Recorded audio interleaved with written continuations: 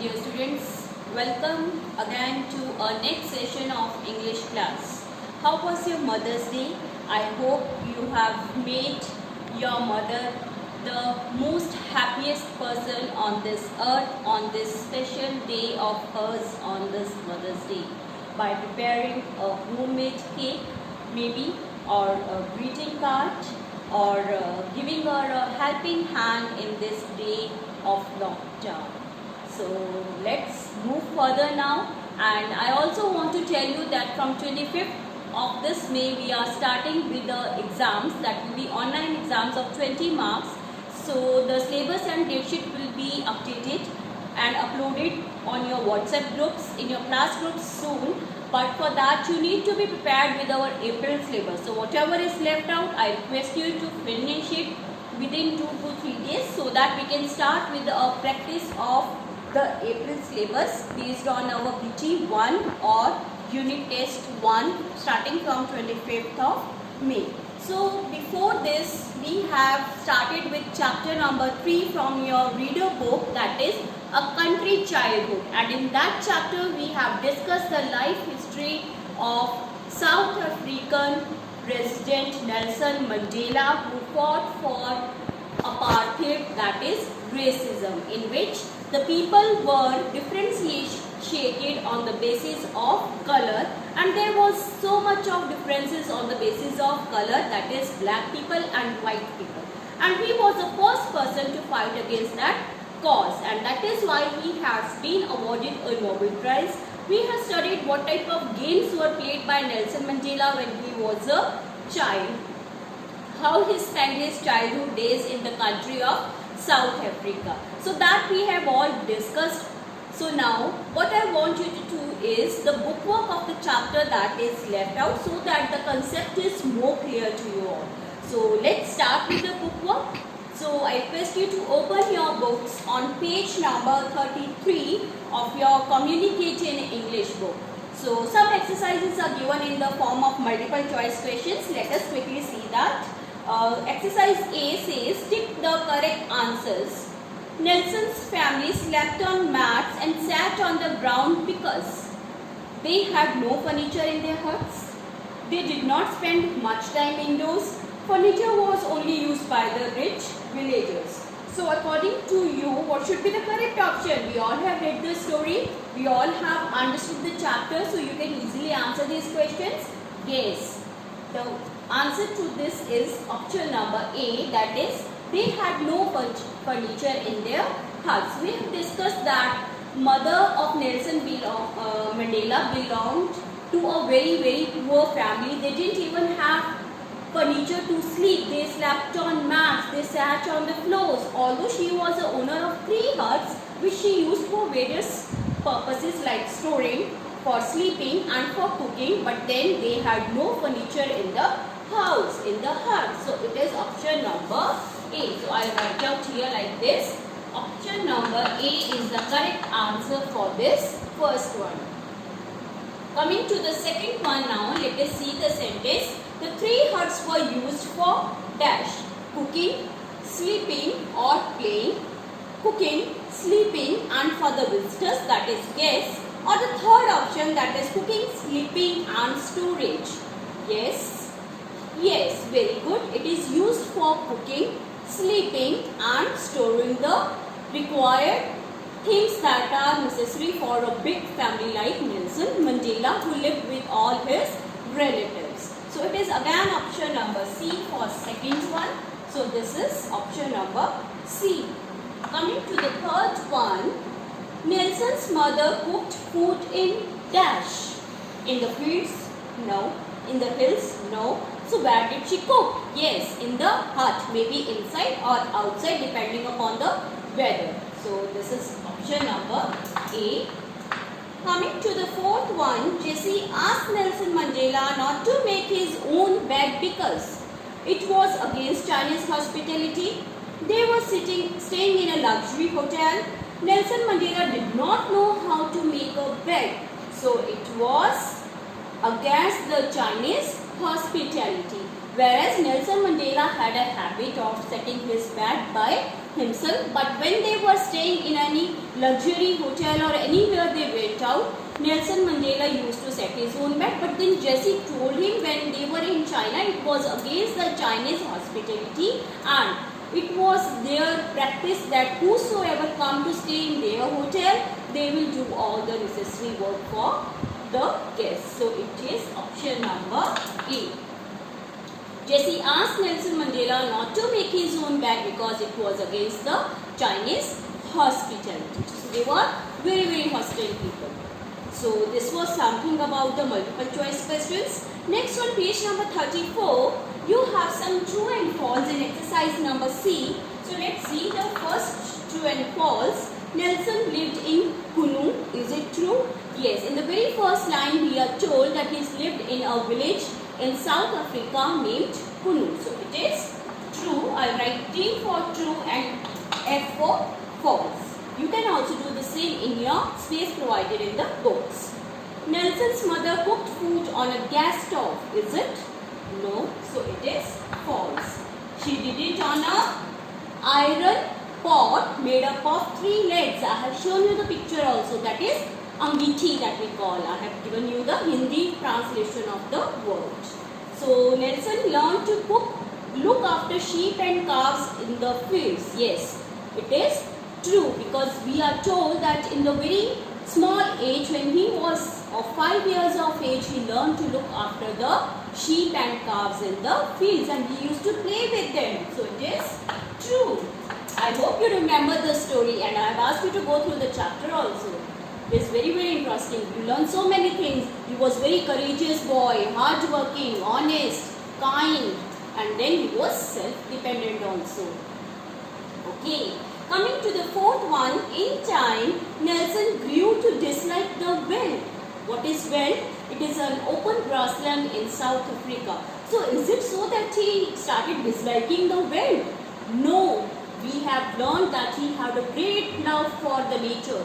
He was just brought up and died also in South Africa in the trees. He was brought up in the forest, in the open grassland. So he never had a bad taste for veld. He was a great lover of nature. So it is false. Coming to the fifth one now. The engine of the plane in which Nelson Mandela and his assistant were travelling caught fire. Is it true? Yes. We were told in the last instance that the propeller has stopped working. So it might be possible that it might have caught fire. That is why there was an appearance of ambulance and all other necessary facilities. So it is true. Coming to the sixth and the last one, Nelson Mandela won the Nobel Peace Prize in 1993.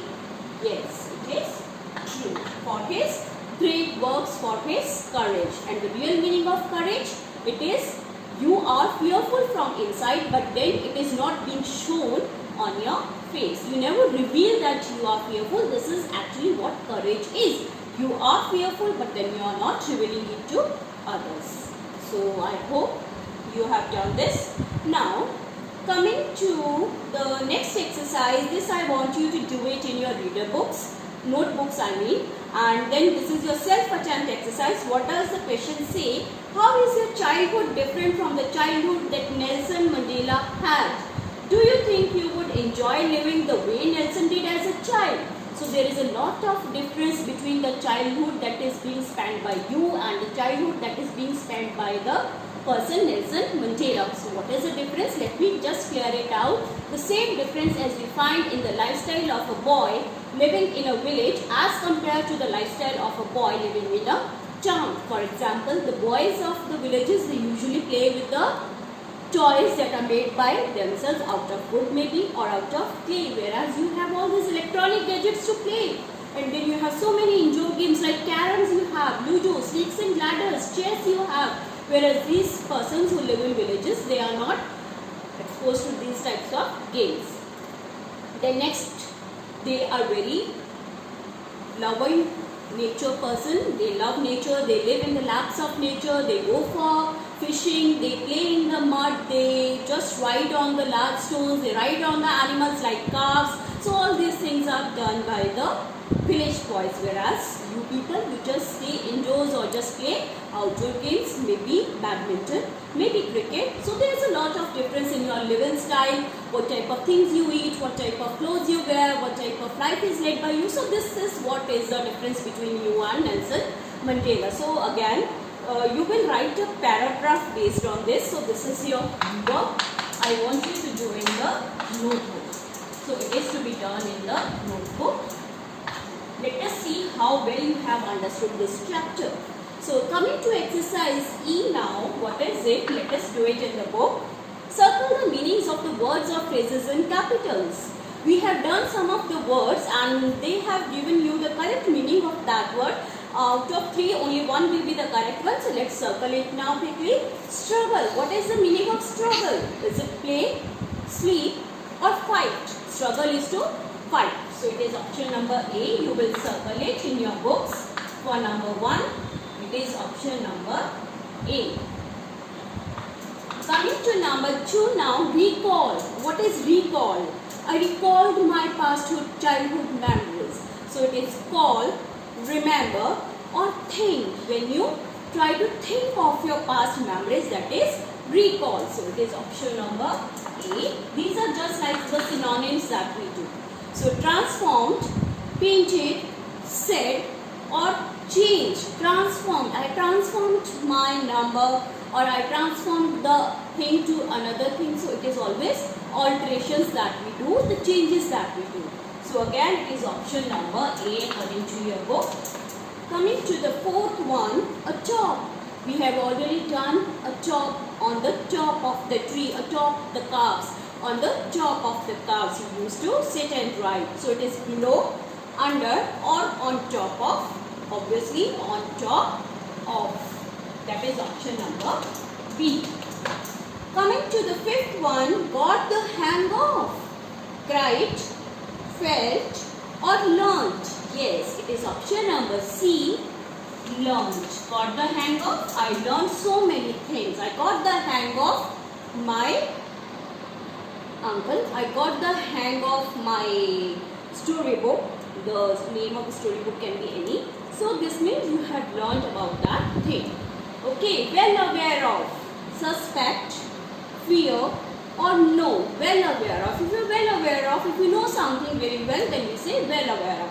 So it is not suspect, not fear, but it is know. That is option number A. I am well aware of this discovery. You quite know that discovery about. So this was something about synonyms.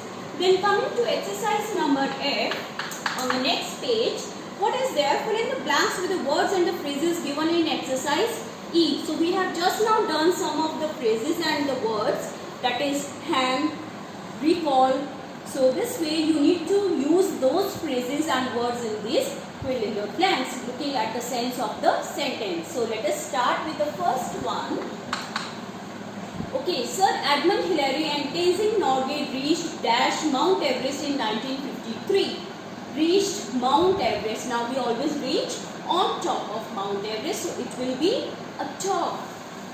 So this way you need to fill in the phrases that we have already used in exercise number E.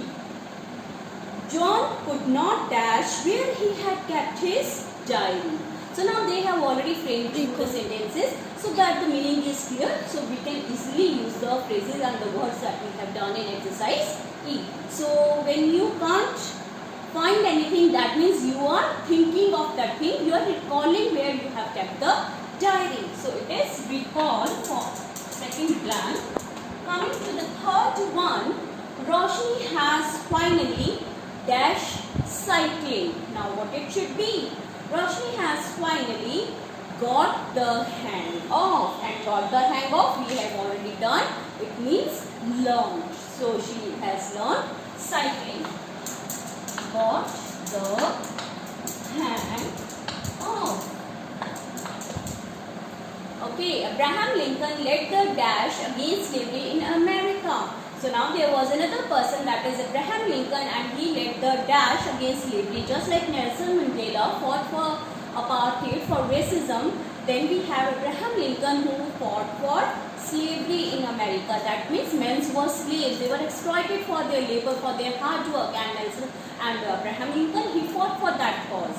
So it is let the struggle, fight. Struggle we have already done. It means fight. So we use the word here, struggle. Coming to the next one. After a month, the caterpillar dashed into a butterfly. Now, what is this? If you study about the cycle of a butterfly, you will come to know that caterpillar after a month it is changed into a butterfly. Early in the initial stage, it is just a caterpillar and then it develops into a butterfly. So it is transformed, changed into a butterfly. We have already done. It is transformed, that is converted. So it is transformed. Coming to the sixth and the last one, Monica was Dash, her brother's decision to become a painter. So she was well aware of, she has already known about her brother's decision. So she was well aware of. When you already know something, that is well aware of. I am well aware of my result. So before your exams, if you happen to come to know of your result from some of your teachers, from some of your colleagues, relatives, so that is you already know beforehand, that is well aware of. So this way we have done till F. Coming to exercise G now, let us do it. Okay, let us see now exercise G in your books on the same page. Write one word for each of the following.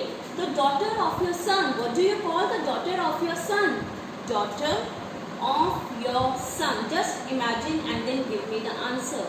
Yes, the daughter of your son will be your granddaughter. This is blood relationship. So it is granddaughter. These type of questions and answers are asked in your entrance test. Whenever you go for entrance test, always there are questions based on blood relations.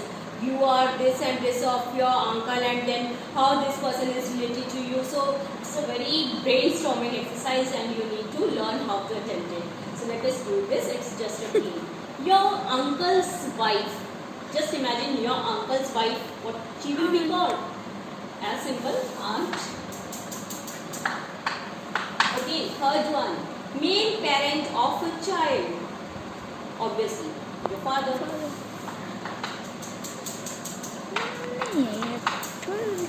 Isn't it tricky to find out? Okay, father of your mother. Father of your mother.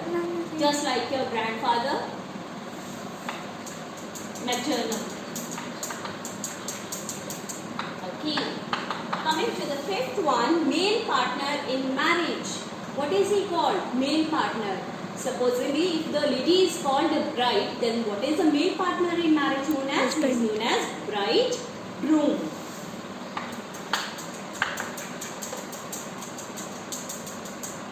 So this way we have done it.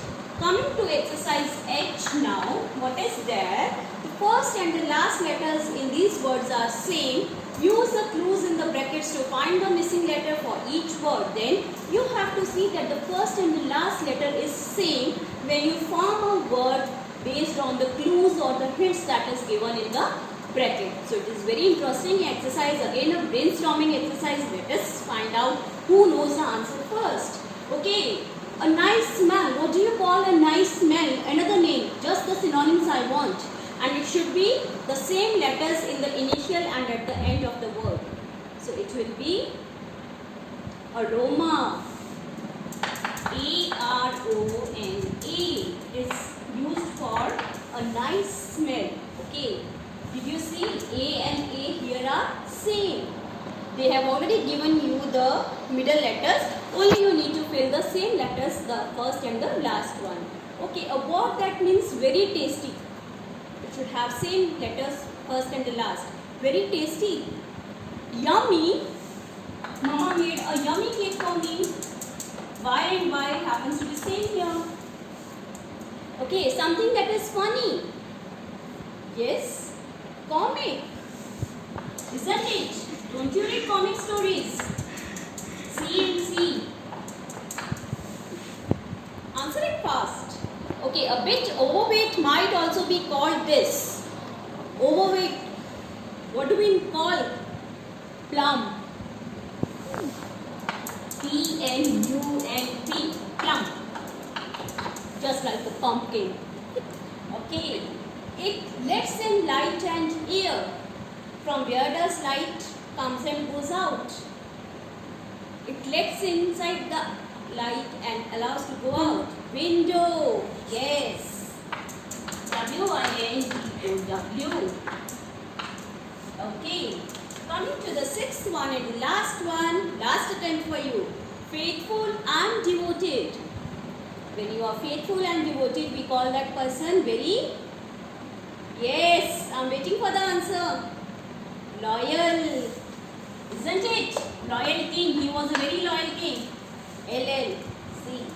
So this way you will do this exercise in the book itself. Okay, then you have exercise number I. What is there? Look up a dictionary to find the meanings of these words. So this I want you to do it in the notebook and it is your homework. You will be doing it in the notebook. I want you to use the dictionary. Let me see how well you do this exercise. I have already told you how to use the dictionary alphabetically. So just 4 words are there for you all.